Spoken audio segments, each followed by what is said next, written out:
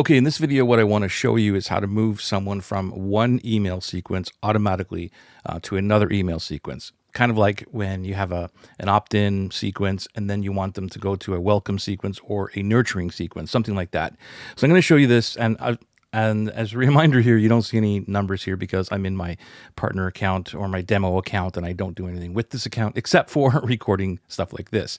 So let's say that I want to go from my welcome campaign, right, to sequence A. The way you do this is pretty simple, actually. So if you want to go into the welcome campaign, let's open that guy right here. And then you're going to see like you have automations here, but there is an automation as well in the settings. And the automation is right here.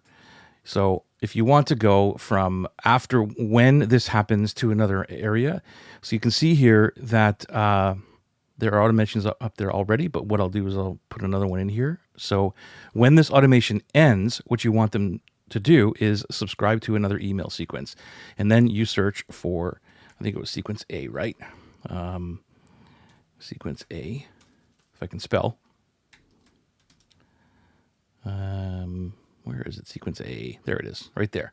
And that's it. You can also add a condition here, which that's like a bonus where you also want if the person has already been through that, or if they have a specific tag, you don't want them to go through that.